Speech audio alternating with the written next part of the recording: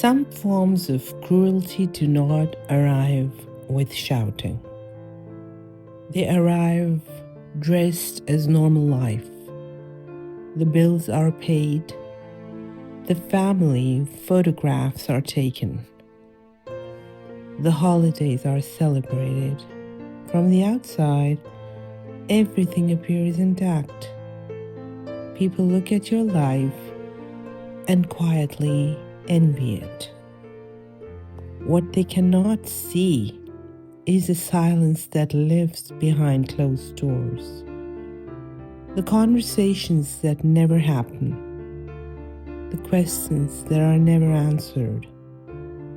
The loneliness of sharing a home with someone who has long since stopped seeing you.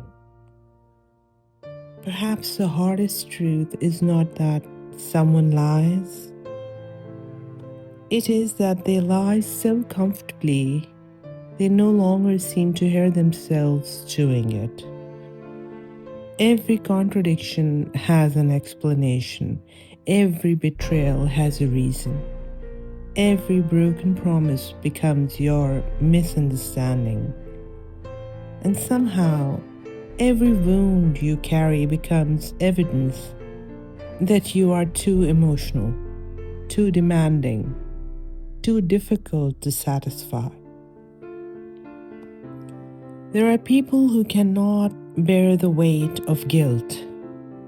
So instead of facing it, they reshape reality until guilt has nowhere to live. Their betrayals become your shortcomings. Their distance becomes your neediness. Their anger becomes your provocation. Their choices become your responsibility. It is a remarkable kind of self-deception. Not because it is clever, but because it allows a person to look into the mirror each morning and still believe they are the victim or the hero. Sometimes they speak about you with admiration in public. They introduce you with pride. They praise your kindness, your devotion, your accomplishments. Others think how fortunate they are to have each other. And behind that same front door, your voice carries no weight. You become someone to display, not someone to know. A beautiful picture frame with no interest in the painting inside. There is another kind of loneliness that few people speak about. It is not being alone. It is living beside someone who knows exactly what hurts you and chooses that place every time.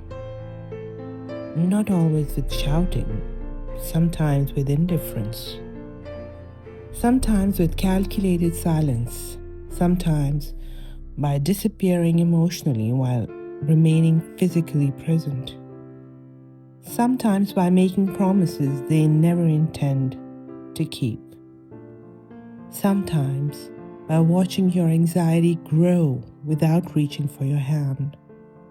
After a while, you stop asking whether they love you.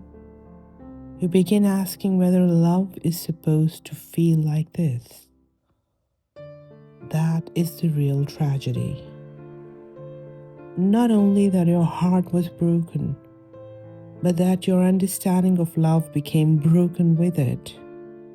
You begin to mistake unpredictability for passion, distance for independence, control for strength, endurance for loyalty. You tell yourself that if you are more patient, more forgiving, more understanding, more grateful, the person you first believed in will return. Years can disappear inside that hope. Then one ordinary day, a different thought arrives. Not, how do I make them understand me? But Why have I worked so hard to understand someone who has never been curious about my inner world? It is a painful question because it asks you to grieve not only the relationship, but the future you kept trying to rescue. Healing begins there, not with revenge, not with winning, not with finally convincing someone to admit what they have done. Healing begins the moment you stop asking another person to confirm your reality. When you trust your own experience enough to say, "This happened. It hurt. I do not need permission to call it by its name." There is extraordinary freedom in that, because the person who returns is not the one who entered the relationship years ago. She returns quieter, wiser, less interested in appearances, less willing to trade her peace for someone else's approval. She no longer mistakes being provided for as being cherished. She understands that respect cannot be purchased, that loyalty cannot be demanded while honesty is withheld, and that real love does not ask one soul to disappear so another can feel important.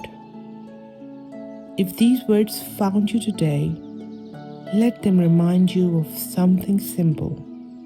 You were never asking for too much. You were asking for what every human heart needs: truth, respect, kindness, presence, and a love that makes room for your humanity instead of requiring your silence. Thank you for sharing this quiet moment with me. This is Nayab, and here is your reset.